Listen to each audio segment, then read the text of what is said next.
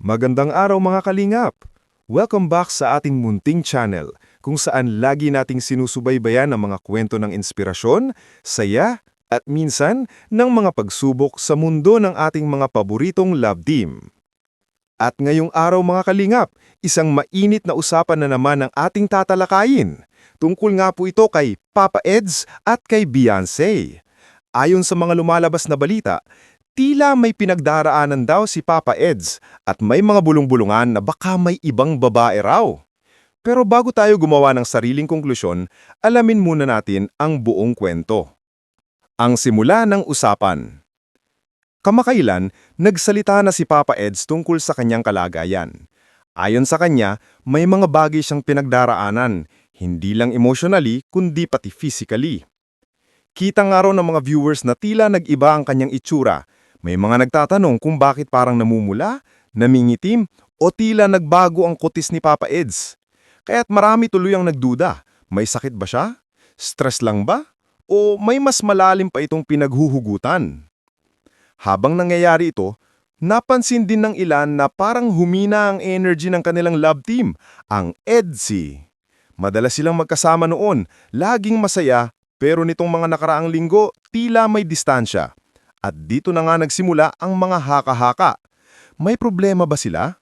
May ibang babae ba si Papa Eds? Napagod na ba si Beyonce? Ang panig ni Beyonce. Dito na pumasok si Kalinga Prab na kinausap mismo si Beyonce. Sa isang masinsinang usapan, inamin ni Beyonce na hindi madali ang pinagdadaanan nila ngayon. Maraming isyong lumalabas online at ramdam daw niya na minsan ay unfair ang mga paratang. Dagdag pa niya, nakakapagod na rin daw ang pambabash, lalo na't kahit simpleng kilos niya pinupuna ng iba. Totoo naman mga kalingap, si Beyonce ay isang working student. Bukod sa pag-aaral at pagtatrabaho para sa pamilya, sinisingit pa niya ang pagbablog at pag-aasikaso sa kanilang content. Isipin niyo yon. Estudyante ka na, anak ka pa, tapos content creator pa. Hindi biro ang presyo na yan. At sabi nga niya, minsan gusto niya na lang manahimik. Kasi kahit anong gawin nila ni Papa Eds, may mga taong maghahanap pa rin ng mali. Pero kahit ganon, nananatili raw siyang matatag dahil alam niyang marami pa rin ang nagmamahal sa kanila, lalo na ang Team Kalingap. Ang mga issue ng pagbabago. Habang nangyayari ang lahat ng ito, mapapansin din natin na may mga pagbabago sa itsura ni Papa Eds. May nagsabing nagpaderma raw siya, pero bakit daw parang nag-iba lalo? May iba namang nagsabi na baka stress lang o baka may pinaghandaan lang siya. Sa isang bahagi ng video, sinabi ni Beyonce na may pinapaganda raw si Papa Eds, isang bagay na ikinagulat ng marami. Sabi niya, hintayin daw muna natin ang resulta.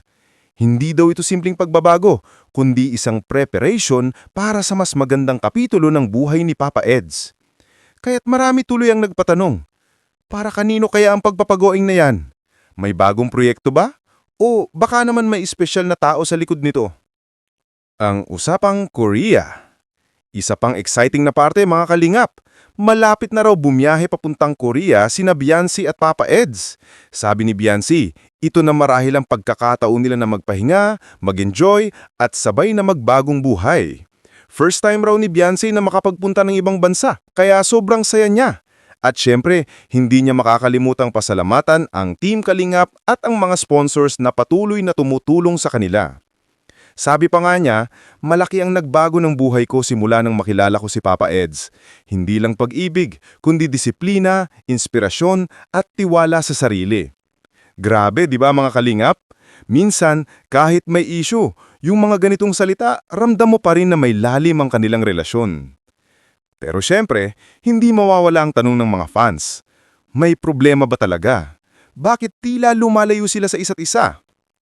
Ayon sa mga malalapit sa kanila, baka raw sobrang busy lang si Papa Eds. Marami siyang personal na kailangang asikasuhin, kaya't bihira silang magkasama ni Beyonce sa mga recent uploads. At sabi nga ng ilan, baka naman ito lang ay test of time, na kahit maraming problema, ay patuloy pa rin silang lalaban bilang magpartner sa buhay at sa content creation. Ang aral at paalala sa lahat ng kalingap. Mga kalingap, madali kasing magbigay ng opinyon lalo na kung nakikita natin sa harap ng kamera.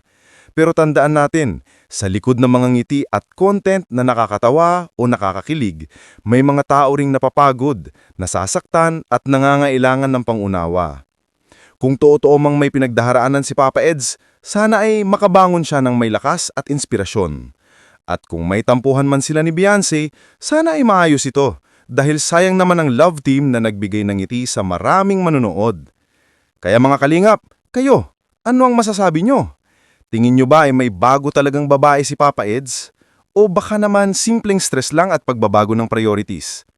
I-comment nyo sa ibaba ang inyong mga opinyon at huwag kalimutang i-like, share at subscribe sa ating channel para sa mas marami pang updates sa mga paborito nating love team at Kalingap stories.